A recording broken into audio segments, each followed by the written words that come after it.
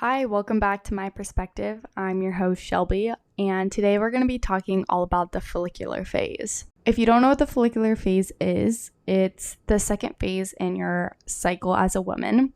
We're going to be talking all about cycle syncing because cycle syncing involves making diet and lifestyle choices to support your monthly hormone cycle. So basically, we're going to go through all the different types of ways that you can just make small tweaks to your lifestyle to better support your body. And in turn, you're going to have more energy, you're going to feel better, your skin will look better, you will feel more confident. Men go through a 24-hour reset cycle every single day. That's why we basically have the 9-to-5 work schedule, because it goes along with the men's daily cycle. However, females are monthly, so our cycle pretty much changes every week, and that's why sometimes you'll go to the gym and you'll rock out a spin class and it was the easiest thing ever, and then the next week you'll go back and it was the same instructor, same type of class, and it was just way harder than normal, and you kind of beat yourself down about it because you just aren't improving like you thought you were. But really, it has nothing to do with yourself or your energy levels, or if you're lazy or whatever it is you're telling yourself that's negative.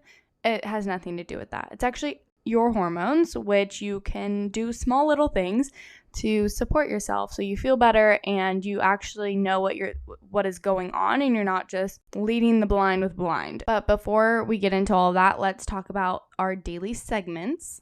It was so much fun. We actually bought $13 tickets, and I found out you can buy $2 tickets if you did it online. We just walked up, and then there was pretty much nobody at the game because they're not doing that well. Did they win? I can't even remember if they won, but we ended up sitting extremely close to home base or second base. I don't really know, and we had a great time. Oh my gosh, one thing was I have been craving cotton candy for maybe like a year.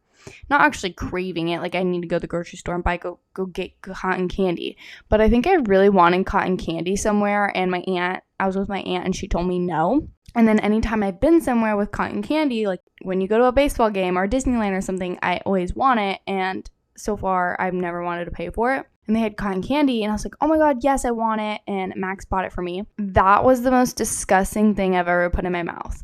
It actually was awful, and now I will never probably eat cotton candy again in my life. It tasted so fake, and I love sugar, and this thing tasted like cardboard with chemicals. It tastes like straight chemicals. So you know what? I will never be eating cotton candy probably, unless it's fresh from a man that I'm seeing make it right in front of me. Then on Saturday, it was Max's mom's birthday, so we went to the Coldplay concert. The Coldplay concert was amazing. I pretty much only knew their most popular songs, so all the songs on the radio, which was actually a lot of them, and they did the little wristbands like Taylor Swift, so it lit up, and I thought that was such a cool interactive way to have everybody super intrigued with the concert. I would totally see them again, and we were actually pretty close too, so we had great seats. It was so fun hanging out with this family. We did a little tailgate with a charcuterie board. And honestly, 10 out of 10 concert. I think it's probably my top 3 concerts. It's probably my third favorite concert I've ever been to. And I've been to 11. So it's pretty high up there. And then my last update was, the follicular phase is cardio and that type of workout. So Max wanted to do a boxing class because he wants to be his obsession of this year. He always has a new obsession every year when it comes to just some type of activity. And I took one other boxing class with my sister's friend called Box House in Newport by Fashion Island. I don't think they had any spots open. So I was like, oh, like this boxing place has really low credits on ClassPass. Like we should just go here. Let's try it out. The place I went to with my sister's friend was such a Newport Beach boxing place.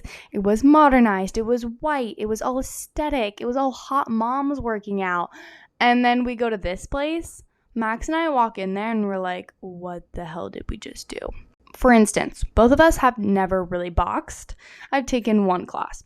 So we walk in there without wraps, without boxing gloves.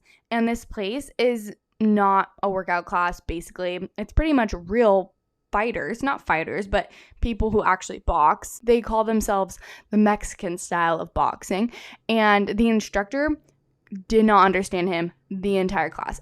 His accent was so strong. I don't know if he was even speaking. He may even have been speaking Spanish. And I couldn't tell. But luckily I was just able to copy everybody. So they gave us wraps. They gave us old boxing gloves. And they probably were like, oh my gosh, these people are such amateurs. But everyone was so nice. They gave us wraps and gloves, like I said. It really showed us everything that we had to do. We went into the ring first, and basically you did sets with the instructor, and then one person does a workout, like squats or lunges or something, while the other one is fighting with the instructor. You're not really fighting, you're just throwing punches at him. And then you all rotate with bags. So every round, one person is with the instructor, and you guys all rotate out. Let me tell you, it was so embarrassing because I had, probably Max too, no idea what we were doing. And everyone's watching you in the ring and just in the class in general. They were actually really, really good. And everybody was really good. So it was just very intimidating. Definitely not going back because I felt so out of place. Max could definitely go back. He would figure it out. The instructor was actually complimenting how good he is. Every time, basically, there was a new set, I just couldn't pick up the sequence fast enough, and then we'd be on to the next set right when I got it down. So it's definitely not my type of workout, boxing. I think I'll stick to Pilates, but it was very much an experience, and I'm glad I went with Max and not alone because I felt so out of place. So those are all my those are all my updates from this week. Recently, so Max has been sleeping over because he's now home. I feel bad because I go to work really early. So we have been going to bed at 9 p.m. and then waking up at 7. And usually I would be in at work at 7. But I usually work out before work. So I'm usually at a workout class at 5 a.m. But I feel bad because I live in a studio. So if I wake up, he's just up. He can maybe lay in bed for maybe 20 to 30 minutes. But when I'm trying to make my matcha, I am making breakfast, going to the restroom, and then also Misa is licking his face, trying to wake him up. Recently, I've been going into work a little bit later, like an average person, and working out after work, just so I'm more respectful of his sleep as well. And then it's pretty cute because then we can make breakfast together. And usually during the week, if I was doing my normal schedule of going to bed at 9 and then waking up at 5, that's a huge difference of sleep quality. So my Oura Ring has been telling me I have been rocking the sleep. That's pretty much all I have to say for the obsession of the week. And then my low of the week is, I swear I've been on my period forever. I got on my period usually when my ovulatory phase is. I don't know, maybe if it was just breakthrough bleeding or something, but I'm pretty sure I went through a period and then my cycle is really short. I don't really know what's going on with my period. It's kind of all over the place, but I feel like I've been on my period forever, and technically I am in my follicular phase, and that's why I'm filming this, because I like to film what phase I'm in when I'm in it, so I can talk about it and actually tell you guys what I do. Technically, I am on it, but at the same time I'm bleeding a little bit, and it's just kind of annoying. I just want to be off my period by now. It's been way too long.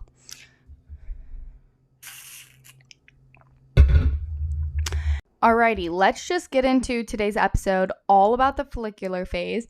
If you don't know already, the follicular phase is right after your period. So the day you stop bleeding is the day of your follicular phase. And usually the days of your follicular phase is day 6 to 14. We're going to do a little quick overview before I go into detail about everything. So your follicular phase is associated with higher energy levels, glowing skin. You're way more positive and just have a better aura around you. You have a higher sex drive. These are some things that you're gonna want to keep in mind during your follicular phase.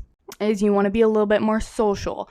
If you want to be on camera, so say you're an influencer, you want to really batch your content during this time. If you're going to, I know this is kind of hard because your cycle kind of can switch without you knowing, but vacations, romantic getaways during this time is great. Higher intensity workouts or going out with your friends. Okay, backtrack. Another thing I'm not really loving this week has been, honestly, this year.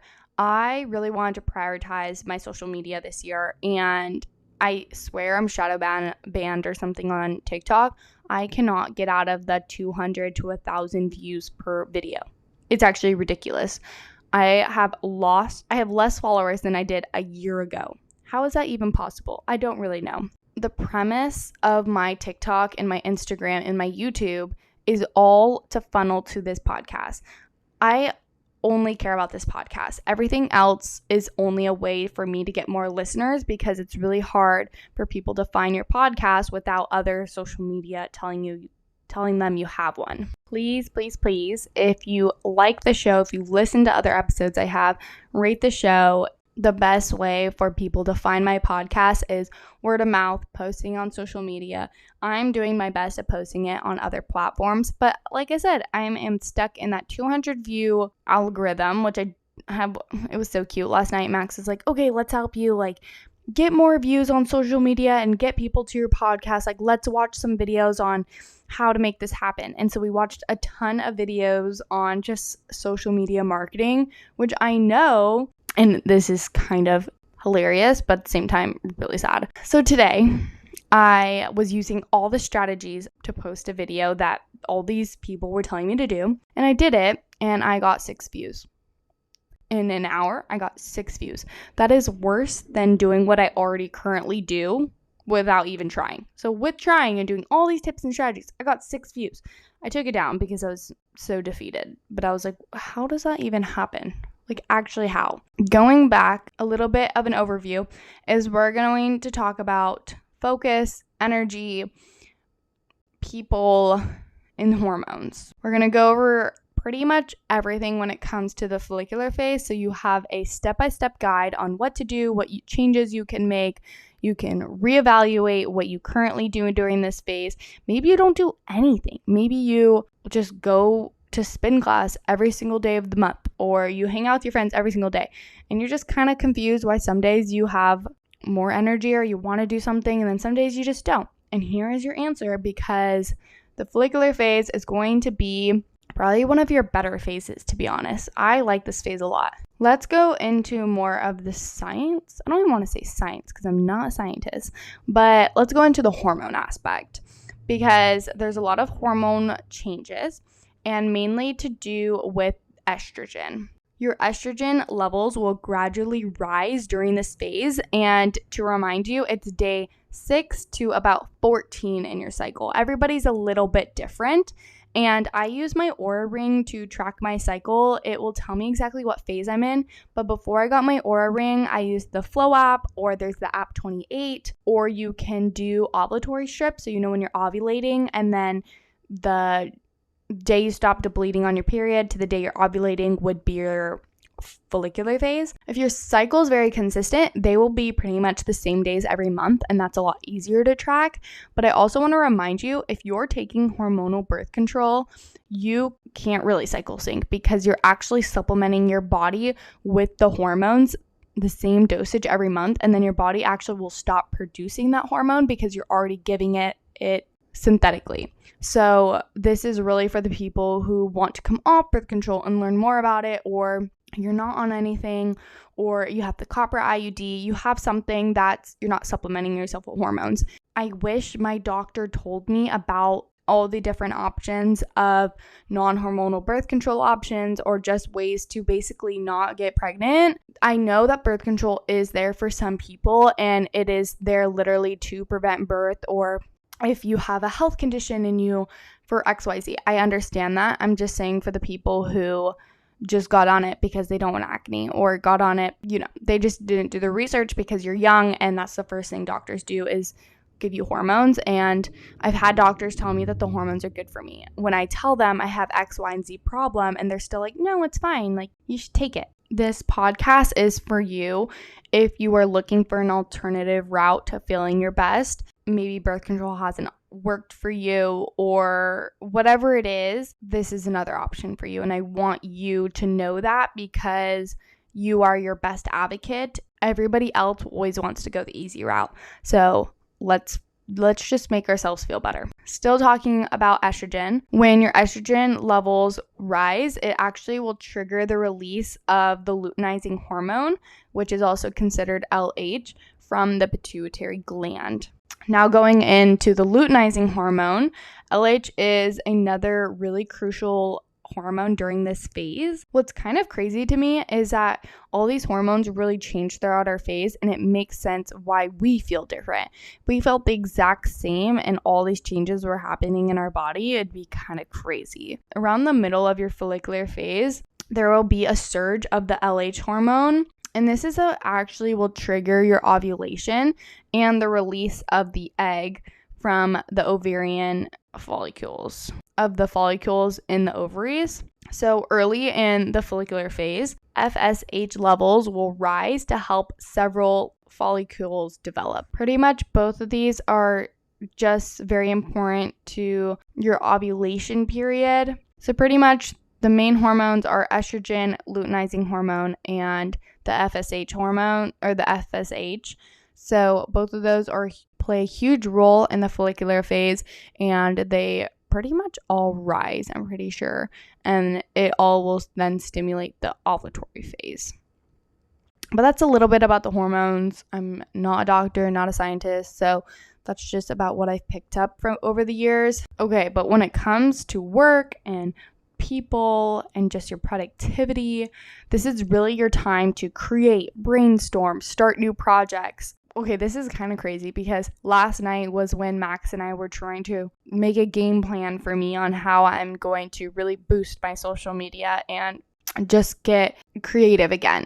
And if you think about it, that is my follicular phase. I have more energy. I have more room to be creative in my brain.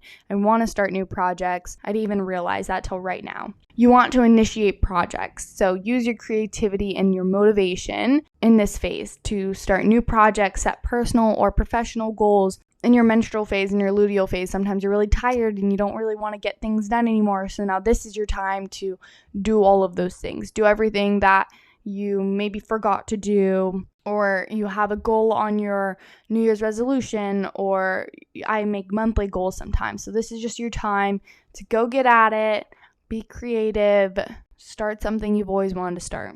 You have more brain capacity. You're more focused during this phase. Enroll in classes, and then also when it comes to hanging out with people, you're more social. You have more energy. You want to go do things more. So this is when you should go book a dinner and get drinks with a friend. When I'm in other phases, I don't want to see anybody. So really try to book all those appointments to see people, go out to the bars, go on a date with someone. Really utilize the time where you feel like hanging out with people, because I know in my menstrual phase, it is just a drag to go see people sometimes, and I'm not even fun to be around because I'm so exhausted. When you have a rise in your estrogen levels, you usually are more positive and you're just a happier person. You'll be more optimistic, you're more confident, and that's also why maybe you want to go on a date or in this phase, or you want to hang out with more people. People think it's because the estrogen hormone that is increasing in your body is actually influencing your neurotransmitters in your brain to be like serotonin and dopamine. Serotonin and dopamine are associated with mood regulation and just feeling happier. When you're in this phase, it's really popular to just feel like you can connect with people better or communicate openly, express affection, just create a better environment. And this is why you want to go hang out with your friends and really get deep with them, get dinner, reconnect with people. However, I do want to say that emotional experiences really vary from person to person and obviously situationally. So not only is our emotions derived from our hormones, but also our circumstances, the people in our lives. So I'm not going to say like you're going to always have this experience, but you may feel positive or more sociable during this phase, and I want you to know why. But also, when you have heightened emotions, sometimes you can have heightened sensitivities or vulnerabilities. You have to also acknowledge that from both ends, because maybe you're happier, but then you're a little bit more sensitive too, because your emotions are always really high. It's nice to know this because you'll be able to navigate when to do sociable things or when to really spend time at home. And I know I use this because in my period, I literally don't want to hang out with anyone. And then right now, all I want to do is hang out with people. I'm kind of bummed I'm at home with nobody here when everybody else is out doing stuff. Something I'm going to do in my follicular phase this week is Max and I are going to go on a date. I'm so excited before I go to Japan. So we're going to get sushi and then we're going to go to Malibu Farms for dessert. They have the best gluten-free brownie with ice cream on top. And then he hasn't had sushi in a really long time. So we're going to get that. I've really been trying to get all the max time I can because I'm leaving for 10 days. I have the energy to do that. And then we've also been doing more high intensity workouts. So moving right along into workouts, this is the best time because you have so much energy, you have increased energy levels, and you want to engage in more intense workouts. You can do this by walking, running, jogging, hiking, or just going on a simple walk. Also, if you want to be a little bit more specific on when to work out, this phase is the best time is midday. During the midday of your follicular phase, your body undergoes a specific hormonal change that makes it ideal for you to do cardio workouts like running, jogging, cycling, or other HIIT activities. To explain this a little bit more, in the early days of the follicular phase, your energy levels are relatively low. Lower estrogen levels can help muscle endurance and fat utilization, making it easier to tackle challenging exercises and potentially burn more fat. I don't know if you knew this, but if you are doing cardio during your menstrual phase, you can actually gain fat or water retention because that is just the wrong phase to be doing cardio. Just wait a couple more days and in your follicular phase, you go at it. I run so much on my follicular phase. I actually haven't ran in a while because I was getting fractures in my foot, so I just started walking more. But I love playing pickleball, love going on walks. I do like running, so I think I can start running again. But another reasons why midday workouts are better in the follicular phase is your cortisol levels. So your cortisol is a hormone that plays a crucial role in your body's stress response and your energy. During the middle of the day, your cortisol levels are usually at an optimal point, and moderate cortisol levels provide you with energy and the focus you need for a really hardcore cardio burst without causing a lot of extra stress on your body. If you want to get even more specific, your body temperature naturally rises during the day, peaking in the late afternoon. So the increase in your body temperature can actually improve muscle function and flexibility, reducing the risk of injury during cardio workouts. That is actually so crazy. I usually can't work out midday just because I'm working. Maybe you're doing a workout over the weekend or you're going to do a run during your lunch break or something. So what are some of the benefits of working out in the middle of the day? First is lower estrogen levels may increase your body to tap into the fat storage in your body. I really do notice a difference if I'm doing cardio in my follicular phase versus any other phase. I can run a 3-mile run or 5-mile run and not bat an eye. But if I'm getting closer to my if I'm getting closer to like my luteal phase, or it's really early in my follicular phase, more by my period, I am dragging my feet. With your moderate cortisol levels and your rising body temperature, it's going to be easier for you to maintain a really high intense workout like that. You will have improved endurance, which is so crazy to me. I don't understand how our bodies do this. Okay, also, you know how everybody talks about the runner's high? Well, that's because cardio actually releases endorphins, which boost your mood and reduce your stress. If I'm going to be completely honest, I don't know if I've ever experienced a runner's high. Maybe. I don't really know. I don't think I run long enough to get that runner's high. But because you're more sociable and optimistic, this is why I do the run club, because I want to go hang out with people. I'm more positive. I should be around people. Maybe you just need to find a running buddy. During your follicular phase, because you have higher energy levels, you most likely won't get that midday slump like you do the rest of the week. Today, I didn't. You're also not as hungry in your follicular phase, surprisingly enough. So I came home from work today because I usually walk miso on my lunch break, and I wasn't hungry and I wasn't tired, which is never a thing. And then I went back to worked for a couple more hours, and then I came home and made an early dinner. but I never had that energy slump. It's 7:30 and I'm still not tired. That's actually concerning, but maybe you are a little bit tired, and getting out there and getting your midday run in will increase your energy and your productivity for the rest of the day at work, and you'll just be able to tackle all those little tiny miscellaneous tasks that you don't want to do. But really scheduling that spin class during this phase, or that boxing class, will help your body align with what it naturally wants to do, and you'll maximize all the benefits of working out. Because when you're forcing yourself to do workouts your body doesn't want to do, you're not performing as well, you're not getting the same benefits out of that workout. So to me, you're wasting your time, you're wasting your energy and your money, and going on long walks. So I do class pass, and I'm actually not doing any spin classes this week because I don't think there's any available. I'm going to be doing yoga tomorrow, which yoga is good for anything.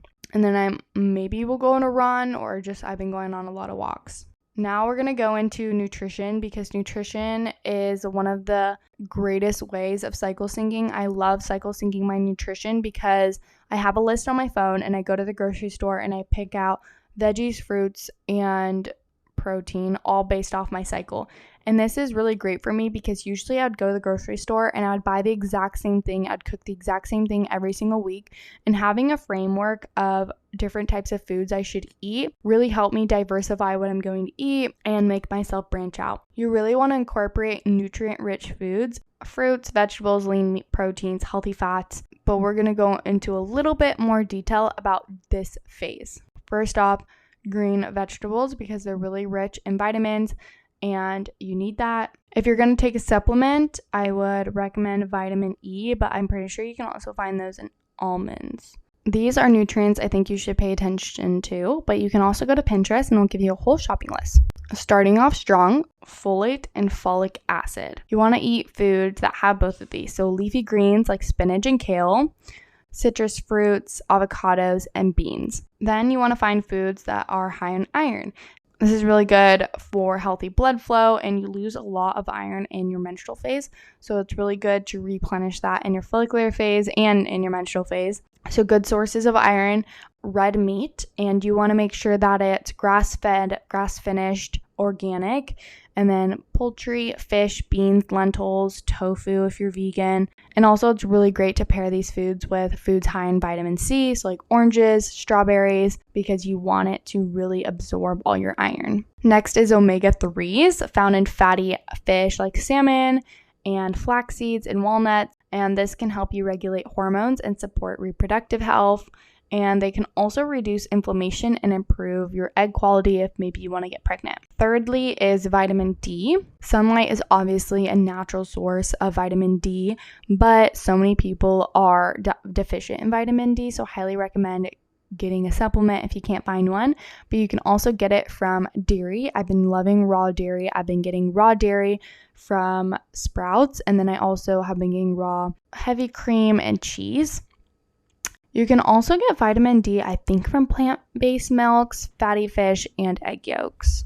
But don't quote me on that. Fourth is antioxidants. Antioxidants are in berries, nuts, and seeds, especially walnuts. Maybe look for blueberries, strawberries, artichokes. Those are all really great choices for antioxidants. Next is zinc. You can find those in lean meats, poultry, whole grains, beans, nuts, dairy. Then we got calcium. You can find calcium in dairy products.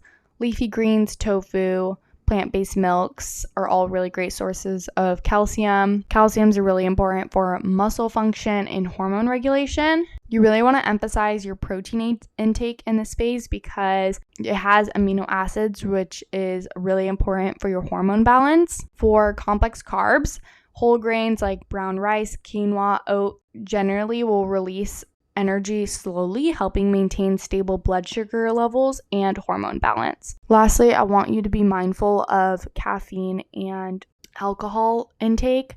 I mean always, because we want to practice everything in moderation.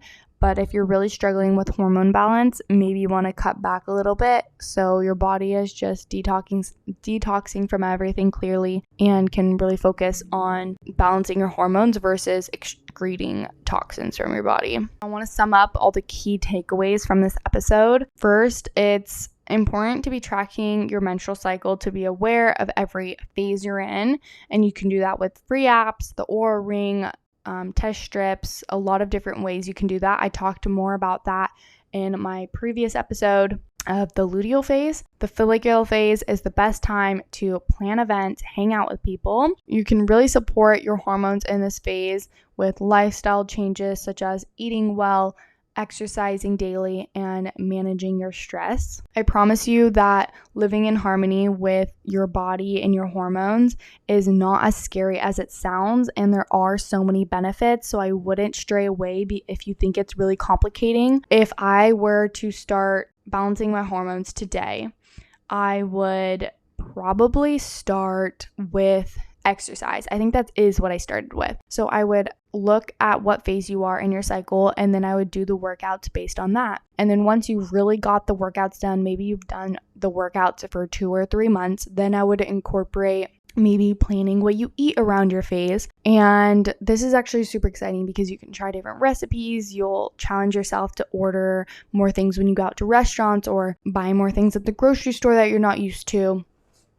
And when I tell you things that you need to incorporate grocery wise, so I would have a grocery list of everything that you need to buy for that phase, and then I would go to the grocery store and you still buy what you usually buy. You're not just only buying vegetables and fruit, like you're still buying the crackers you like and the milk you want and the ice cream. You're just incorporating a little bit more. Something I've learned from my health coaching class is kind of push out the bad but not restrict it. I don't really know what term they used, but basically they said, oh no, it's called crowd out. The more you incorporate of nutrient dense foods or whatever you're trying to incorporate more, if you just incorporate more of it, then whatever you're trying to crowd out will slowly go away because you have so much good coming in. And then maybe you've done exercising and nutrition based on your cycle for 6 months now. Then I would incorporate maybe managing when you hang out with people or your work schedule or something crazy like that.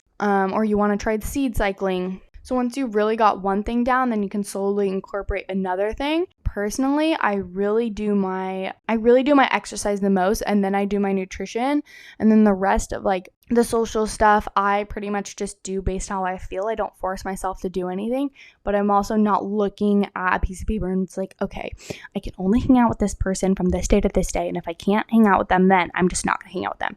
Like, I don't do that. That's not realistic. Whatever works for you, start with that. But try to break it down in really small steps for yourself. Don't get overwhelmed. Maybe just start going on walks and then incorporate maybe a little bit of a longer workout or try something new. It's also kind of fun because when maybe you do spin every single day, but now this cycle syncing is telling you to do Pilates or telling you to just go on a walk. It's not forcing you, but it's recommending you try different things than you're used to doing, and that can be really beneficial for your mental health too. All right, that is all I have for you guys. Please, please, please share the podcast, rate it. That is the best way for people to find the show. My Instagram is my perspective pod, and then the TikTok is just my name, Shelby. But I hope you have such a great day. Let me know how the cycle syncing goes. Bye.